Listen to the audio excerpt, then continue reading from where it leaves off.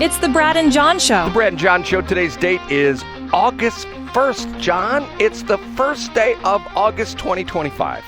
Is that amazing or what? I thought this morning, Brad, I'll pull a Brad Hildebrand. It is the first day of the second month of the third quarter. I mean, if that's not numerical, bliss, I don't know what is. Very good, John. Okay, John, you ready for Brad's top three? It's time for Brad's top three. It's time for Brad's top three. You do such a good impression of that. Okay, I have an interesting couple of top threes this morning. One more time. Did you read this story about the Biden aide who's all upset because he was supposed to make $8 million, but he only made $4 million? Have you heard this? I did not hear this, but I automatically have sympathy for him. A longtime ally of former President Joe Biden told House Oversight Committee investigators that he could have been paid a total of $8 million if the former president won his 2024 re-election bid. But instead, he only got $4 million. Poor guy. His name is Michael Donilon. Donilon. He served as senior advisor to the president for the entirety of Biden's four-year term. The relationship goes back decades. Donilon first worked for Biden in 1981 when he was a U.S. Senator. Now, get this. Why is he in the news? Because he was in front of the committee, the closed-door committee, that's investigating whether the president's inner circle covered up evidence of his alleged mental decline. And this, he's so close to him. He said, first off, let's get the money out of the way. He said he was paid $4 million to work on Biden's 2024 campaign, and that if he would have won, and this is backed up by Jake Tapper's book, The Original Sin, President Biden's Decline, his cover-up and his disastrous choice to run again. The $4 million he would have gained would have been a bonus if Biden would have won in 2024. So he already gets $4 million, but because Biden didn't win, he didn't get $4 million. Now, get this. He says, he told investigators, the congressional investigators, he believes the punditry, quote, he believes the punditry and Democrats in Congress overreacted about Joe Biden's disastrous debate. He said, Donilon also argued Biden's communication skills, quote, got stronger during his time as president. John, Oh, wow. Okay. Now, what world does he live in? That's hilarious. Is he friends with Jill Biden, I guess? Because they're reading from the same songbook. Get this. Okay, now, here's what's interesting. This is an interview they did with him.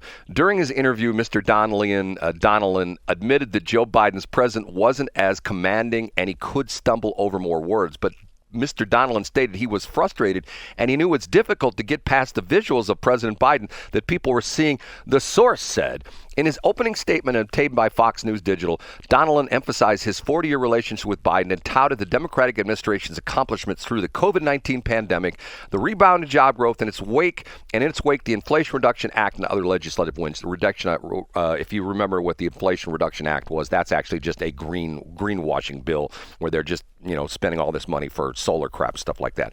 He says, quote, I was with President Joe Biden from his first day in office to the last. What I saw day in and day out was a leader who was deeply engaged and in command on critical issues both at home and abroad.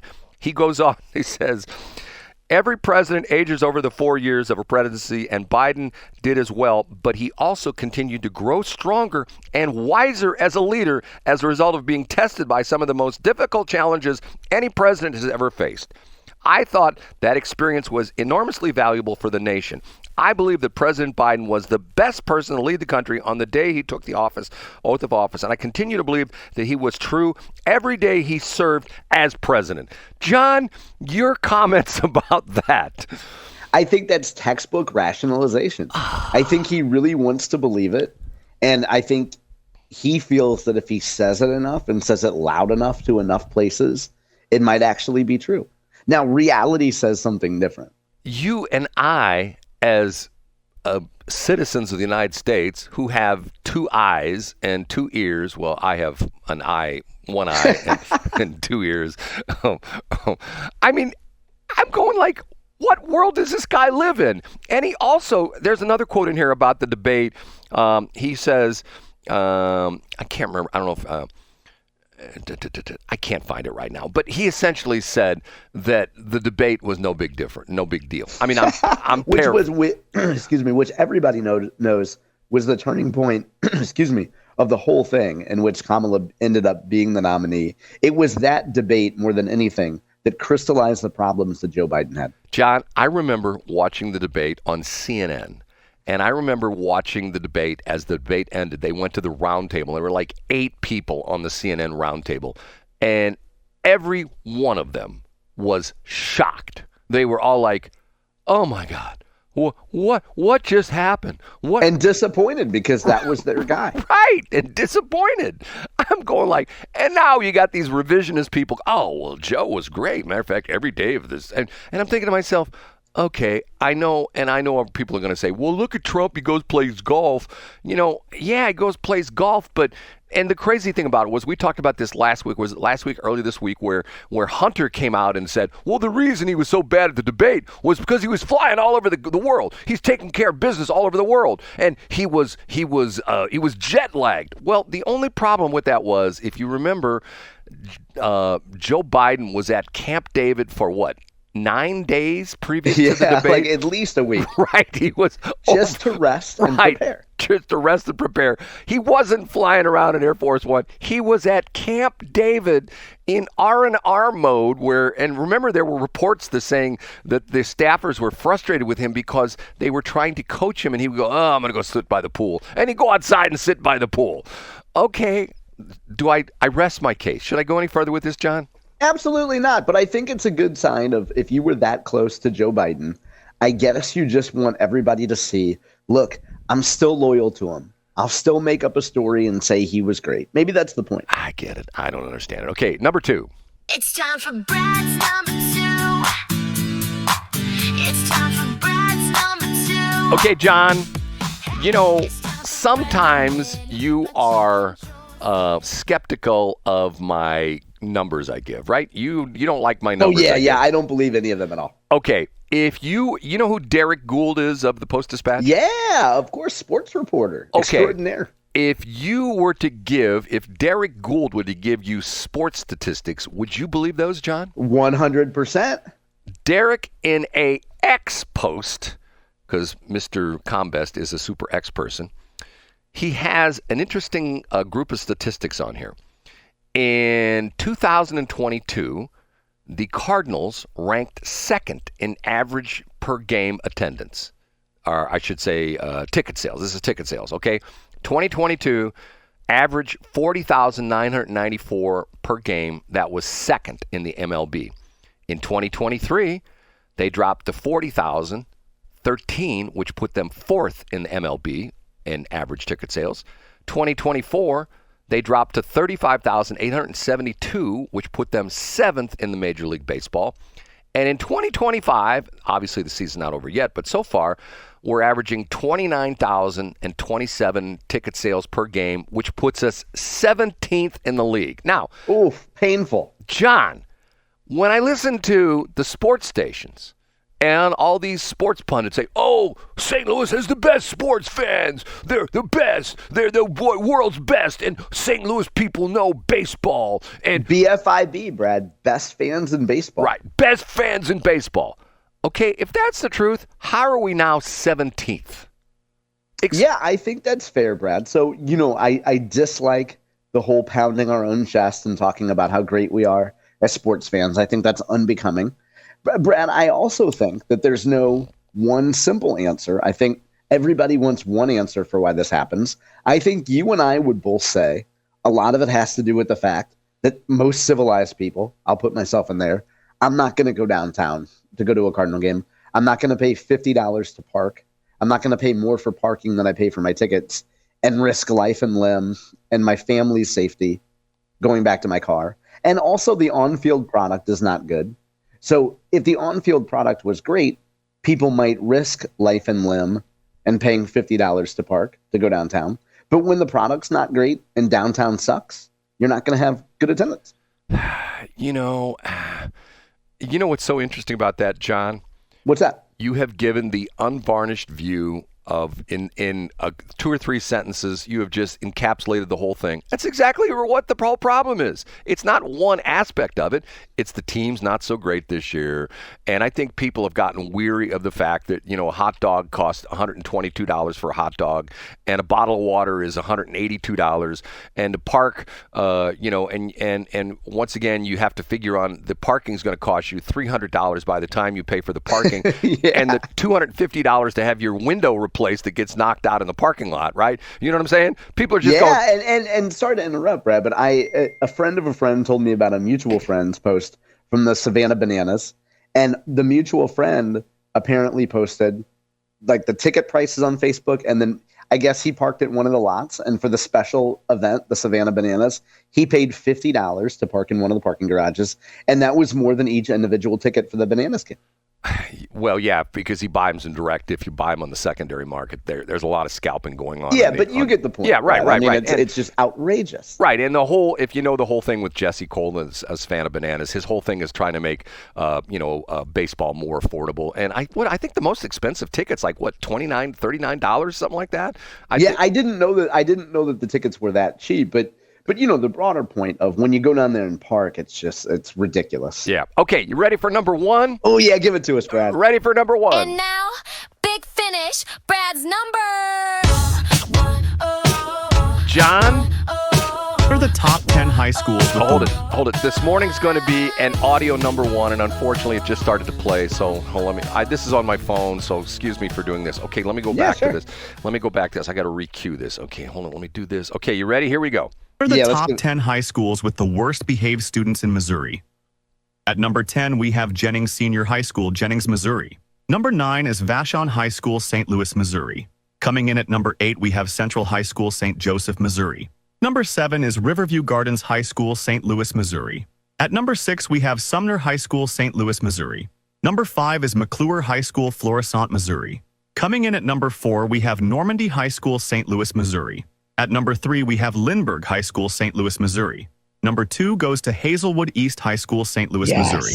And finally, at number 1, we have Northeast High School, Kansas City, Missouri. Okay. What are the top 10 high schools with the worst behaved students in Missouri? Okay, I won't play it again. It's looping through. Okay, I don't know what the guy's sources are, but of the top 10 high schools in the state of Missouri, the quote-unquote worst behaved, I think we had 7 of them in the St. Louis That's area. fantastic. Now, my guess is this is one of those computerized like data farm things, and we'll never find the actual stats. Right. And these are generated so that people that know somebody at one of those 10 schools will send them around, and they'll get a lot of social media engagement. Right. But Brad, even if this list is farcical and ridiculous and not based on fact, I'm still offended that something could have defeated Hazelwood East. I don't know why my alma mater is number 2 and not number 1. Yes. But I am proud to see McClure was on that list. The View, we got a lot of the Suburban North Conference on that list, Brad. Riverview Gardens was on the View, list. I know, Riverview.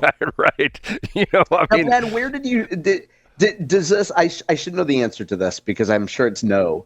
But do you know what the source? Like, where did you find this video? This was on, you're going to laugh, this was a Facebook Goomer thing. A Boomer Facebook post? Thing. Okay, and the guys, the channel is usa.goview, and you're exactly right. What this guy does is he does these videos, and he pulls up, he's like, does the data mining crap, and he's pulling, numbers, and then he's putting, and then in the visual of, this is all Google Earth pictures of each of individual high schools. So they're showing so it's just generic, like, bland, it's wallpaper type engagement farming but stuff. The one that caught my attention was Lindbergh High School. That was I was going to ask you, and let's be really demographic here, Brad. They've seen a big increase in black students, right? I don't know. I mean, Lindbergh was. It used to be a really good white school. Well, I have friends of mine that tell me stories about, once again, I'm an old guy. They tell me, I've heard several people tell me this story that their kids, who now have kids, these are like grandparents, people in my age bracket, their kids have specifically tried to move into the Lindbergh School District because of the fact that the schools are supposedly super excellent in Lindbergh.